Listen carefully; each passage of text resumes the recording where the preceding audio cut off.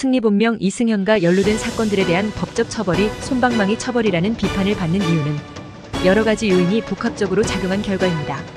이러한 비판의 주요 원인은 다음과 같습니다. 법적 처벌의 경중. 비교적 낮은 형량 승리가 연루된 여러 혐의성 매매 알선, 해외 원정 도박, 횡령 등에 대한 법적 처벌이 비교적 낮은 형량으로 마무리된 점이 많은 비판을 받았습니다. 대중들은 그의 혐의의 심각성에 비해 처벌이 가볍다고 느꼈습니다. 집행유예 초기에는 승리가 실형이 아닌 집행유예를 받을 가능성이 있다는 보도가 나와 논란이 되었으나 최종적으로는 실형을 선고받고 복역하게 되었습니다. 그럼에도 불구하고 일부 사람들은 그의 형량이 충분하지 않다고 생각했습니다. 사회적 영향력. 유명인 특혜 의혹. 승리가 유명 연예인이라는 점에서 사법부가 더 관대하게 처벌했다는 의혹이 제기되었습니다.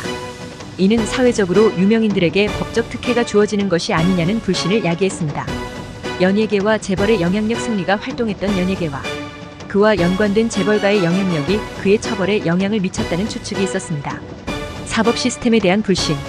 기타 연루된 사건들. 승리 사건 외에도 버닝썬 사건 등과 연관된 여러 범죄와 비리 의혹들이 제대로 처벌되지 않았다는 인식이 있었습니다.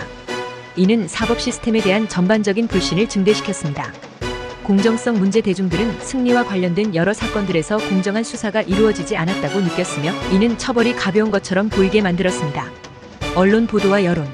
언론의 집중 조명. 사건이 진행되는 동안 언론의 집중 보도와 대중의 관심이 높았기 때문에 최종 판결에 대한 기대와 실제 판결 사이의 차이가 더 크게 느껴졌습니다. 여론의 압력이 컸음에도 불구하고 법적 처벌이 기대에 미치지 못했다는 점에서 실망감이 컸습니다.